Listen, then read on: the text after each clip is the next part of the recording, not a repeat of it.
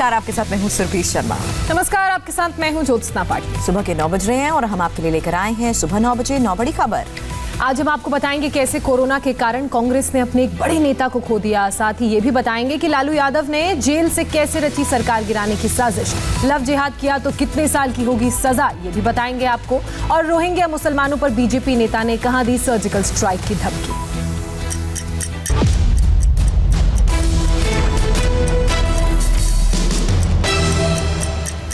Corona महामारी ने आज देश के एक और बड़े नेता को छीन लिया है। कांग्रेस के वरिष्ठ नेता अहमद पटेल का कोरोना की वजह से निधन हो गया। आज सुबह 3:30 बजे अहमद पटेल ने आखिरी सांस ली। बेटे फैसल पटेल ने ट्वीट कर अपने पिता अहमद पटेल के निधन की जानकारी दी है। फैसल पटेल ने बताया कि 1 महीने पहले उनके पिता अहमद पटेल कोरोना से संक्रमित हुए थे और उसके बाद उनका लगातार इलाज हो रहा था, लेकिन मल्टीपल ऑर्गन फेलियर की वजह से आज सुबह 3:30 बजे उनका निधन हो गया। अहमद पटेल जो कोरोना की वजह से मेदांता अस्पताल में भर्ती थे और उनके बेटे ने ही इस बारे में जानकारी दी कि काफ़ी लंबे समय से चल रहे इलाज के बाद आज सुबह 3:30 बजे उन्होंने अंतिम सांस ली।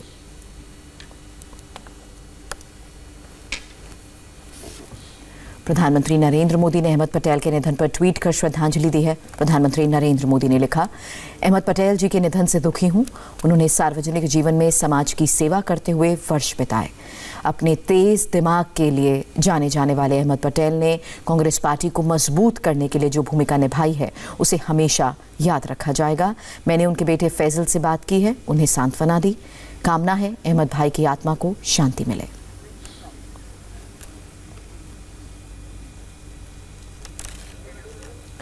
अहमद पटेल के बेटे ने ट्वीट करके ये जानकारी दी कि उनके पिता की मौत हो गई है। उन्होंने ट्विटर पर लिखा, अत्यंत दुख के साथ ये सूचित करना पड़ रहा है कि मेरे पिता अहमद पटेल का 25 नवंबर 2020 को सुबह 3:30 बजे निधन हो गया है।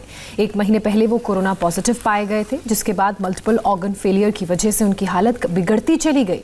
मैं सभी से प्रार्थना करता हूं कि वो कोविड-19 के नियमों का पालन करते हुए भीड़भाड़ से बचें और नियमों का पालन करें।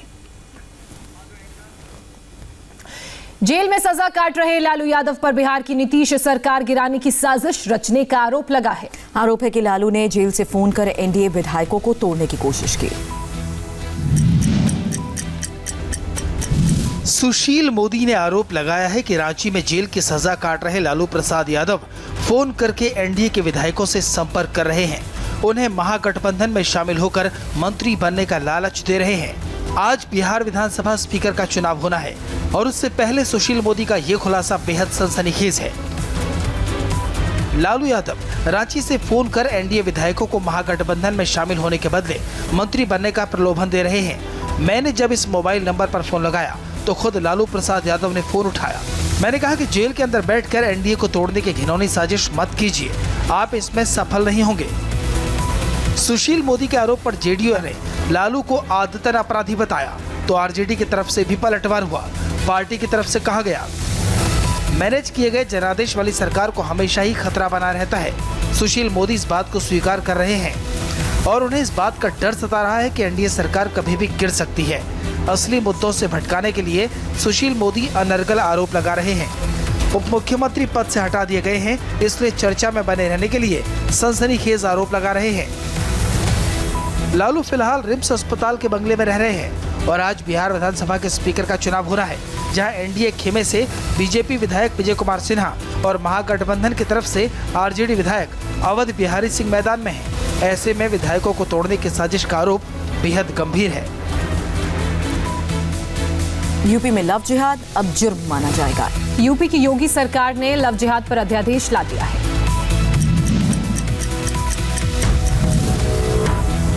यूपी में अब लव जिहाद पर बड़ी और कड़ी कार्रवाई होगी।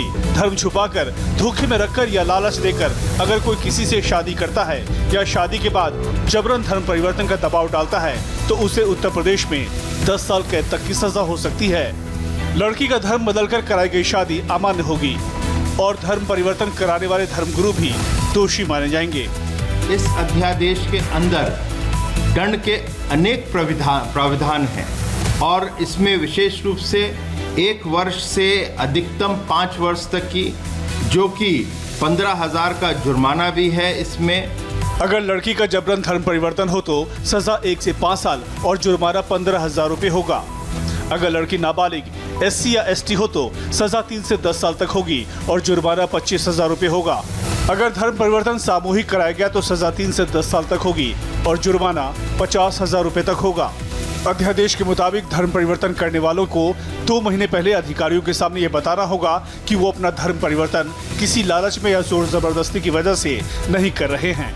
यूपी में लव जिहाद के कई मामले सामने आने के बाद SIT का गठन किया गया था और SIT की जांच में लव जिहाद के कई मामलों की पुष्टि हुई थी। प्रधानमंत्री मोदी ने कोरोना के खिलाफ लापरवाही बरतने वालों को सावधानी बरतने की चेतावनी दी है। नरेंद्र मोदी को आखिर क्यों देनी पड़ी चेतावनी, इस रिपोर्ट में देखिए।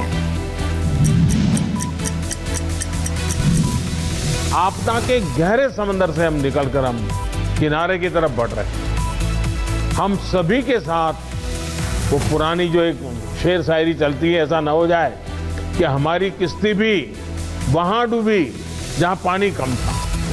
देश की जनता से प्रधानमंत्री को ये अपील कोरोना को लेकर बढ़ती लापरवाही की वजह से करनी पड़ी है। कल दिल्ली में कोरोना के 6,224 नए पॉजिटिव केस सामने आए। 24 घंटे के अंदर 109 लोगों की जान चली गई, लेकिन बाजार में जुटी भीड़ की लापरवाही नॉनस्टॉप जारी है। कोरोना का संक्रमण सिर्फ दिल्ली में नहीं बढ़ा है, गुजरात का भी यही हाल है। 24 घंटे में 1,510 नए केस सामने आए हैं, जबकि इसी दौरान 16 मरीजों की मौत भी हुई है। संक्रमण बढ़ने के बाद गुजरात के अहमदाबाद, सूरत, राजकोट, वडोदरा जैसे शहरों में नाइट कर्फ्यू लगाना पड़ गया है। कोरोना को कंट्रोल और वैक्सीन लगाने की कोशिश लगातार सरकार कर रही है। कल खुद प्रधानमंत्री ने 3 घंटे तक 30 मुख्यमंत्रियों की मीटिंग की और लिखित सुझाव मांगे। कोरोना वैक्सीन पर 3 चीजें अभी तय नहीं है। वैक्सीन कब आएगी, कितनी डोज लगेगी और इसकी कीमत क्या होगी। अभी ये तय नहीं है कि वैक्सीन की 1 डोज होगी, 2 डोज होगी या 3 डोज होगी। ये भी तय नहीं है कि इसकी कीमत कितनी होगी, उसकी कीमत कितनी होगी, ये कैसे होगी।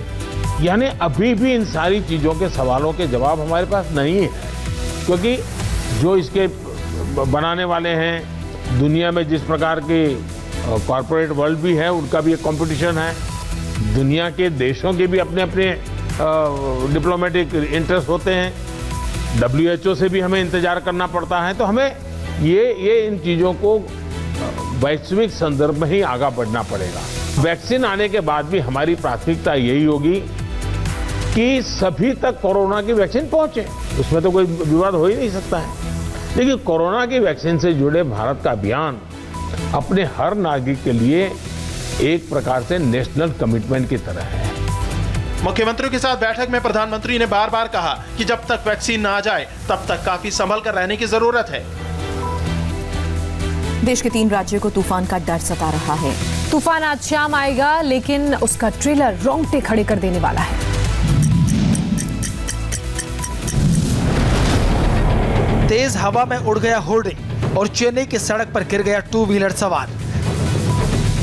चक्रवात अभी समंदर के तट से टकराया नहीं है, लेकिन ये तस्वीर इस बात का सबूत है कि खतरा कितना बड़ा है।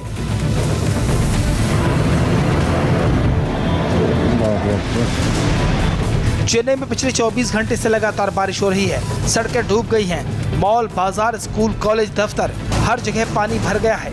Airport, railway station, bus stand से लेकर मुख्यमंत्री आवास तक में पानी जमा हो गया है। समंदर में ऊंची ऊंची लहरें उठ रही हैं। हवाई उड़ानों से लेकर ट्रेन और बस सेवा तक पर बुरा असर पड़ा है।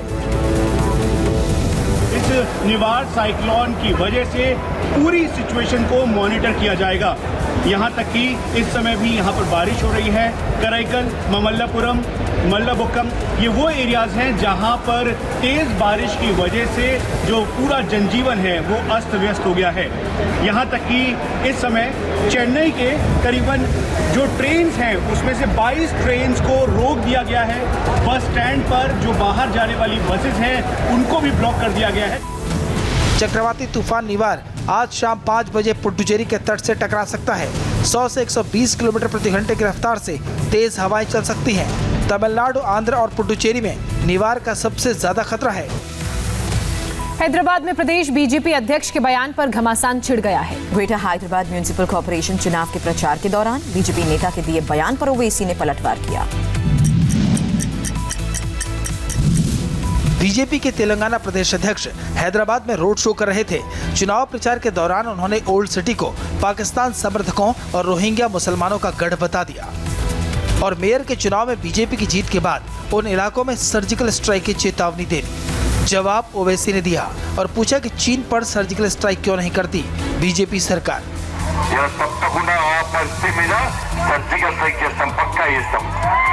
हमारा मेयर बनने दो, हम ओल्ड सिटी में सर्जिकल स्ट्राइक करेंगे। हम रोहिंग्या और पाकिस्तान की जो औलाद हैं उनका पीछा करेंगे और उनको पीटेंगे। हम नहीं चाहते कि रोहिंग्या वोट करें, हमें पाकिस्तानियों के वोट नहीं चाहिए। ये सिर्फ और सिर्फ बीजेपी ही मुमकिन कर सकती है।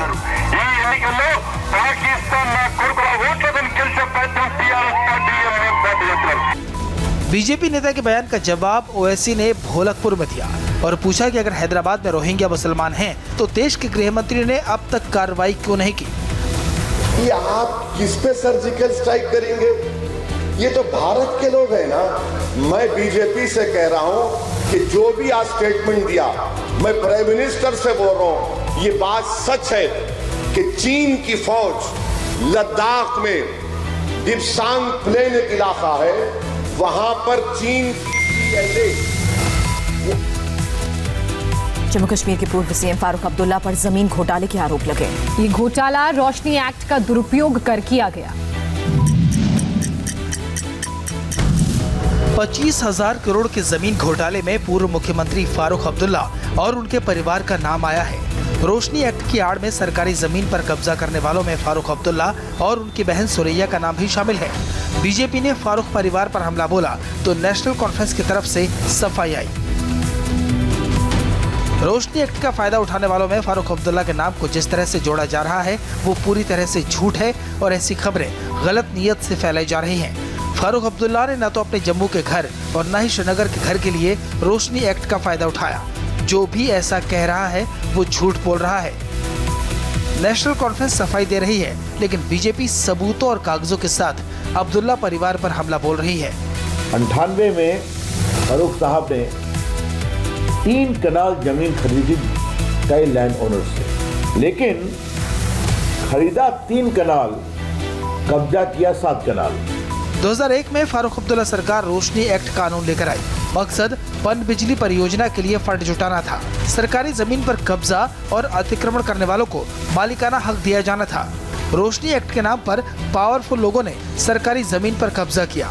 कई मंत्रियों, अफसरों और व्यापारियों का नाम घोटाले में सामने आया है। 2018 में गवर्नर सत्यपाल मलिक ने रोशनी एक्ट को खत्म कर दिया। दिल्ली दंगा केस में शर्जील इमाम पर शिकंजा कस गया है। दिल्ली पुलिस की सप्लीमेंट्री चार्जशीट में दंगे को लेकर कई चौंकाने वाले खुलासे किए गए। दिल्ली की एक अदालत में पेश दिल्ली दंगों पर सप्लीमेंट्री चार्जशीट में शर्जील इमाम के खिलाफ काफी सबूत पेश किए गए हैं। व्हाट्सएप चैट से खुलासा हुआ है कि शाहीन बाग में सीएए के खिलाफ प्रोटेस्ट का मास्टरमाइंड शर्जील ही था। दिल्ली पुलिस की चार्जशीट के मुताबिक शर्जील इमाम लगातार जेएनयू, अलीगढ़ मुस्लिम यूनिवर्सिटी और जामिया यूनिवर्सिटी के छात्रों के संपर्क में था और चक्का जाम के नाम पर बड़ी साजिश की तैयारी कर रहा था। प्रदर्शन का मास्टरमाइंड होने के बाद शर्जील ने खुद अपने भाई मुजम्मिल के साथ एक व्हाट्सएप चैट में कबूल की है। 20 है, टेंशन ना लो, हम दोनों मास्टरमाइंड हैं। मैं अभी शाहीन बाग में हूँ। हमने पूरा रास्ता बंद कर दिया है। कल तक सारे रास्ते हम लोग बंद कर देंगे। आप लोग कल आइएगा। शशि थरूर जेएनयू आएंगे तो नाराए तकबीर लगवाएंगे, ला इलाहा इल्लल्लाह। पुलिस की चार्जशीट में ऐसे दर्जनों चैट्स, नोट्स और सोशल मीडिया पोस्ट के स्क्रीनशॉट हैं। दिल्ली के पास एक तेंदुए की दहशत की वजह से कई मोहल्ले के लोगों को रात भर जगकर चौकीदारी करनी पड़ी। तेंदुए की तलाश में 3 जिलों की टीमें लगी हुई हैं, लेकिन तेंदुआ अभी भी पकड़ से बाहर है।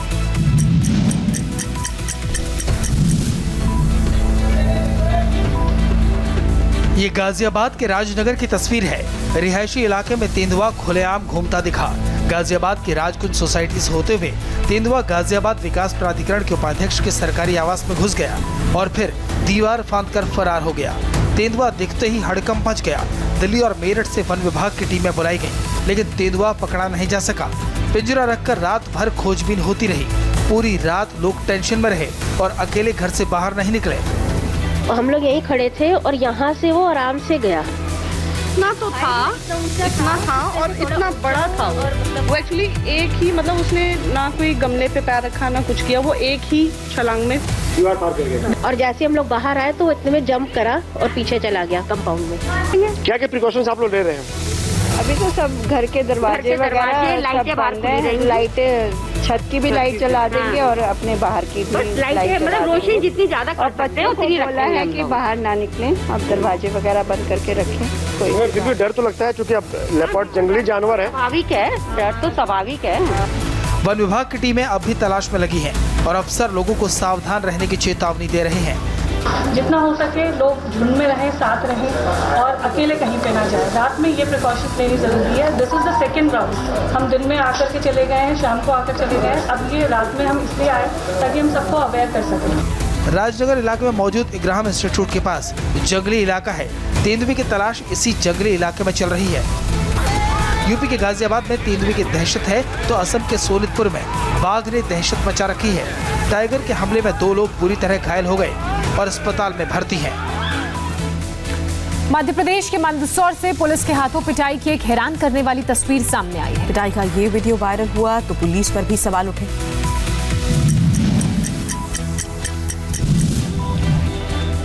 सड़क पर पुलिस वाले जिन 2 लोगों की जुलूस निकालकर बेरहमी से पिटाई कर रहे थे वो कोई शातिर अपराधी या आरोपी नहीं है। इनका कसूर ये है कि ये एक फरार बदमाश के रिश्तेदार हैं। सरेआम पुलिस की दादागिरी की ये तस्वीर मध्य प्रदेश के मंदसौर से आई है, जहां के सीतामऊ क्षेत्र के बिलारी गांव में इनामी बदमाश अमजद लाला ने सोमवार को सीतामऊ थाने के प्रभारी पर गोली चला दी। गोली चलाने के बाद वो फरार हो गया।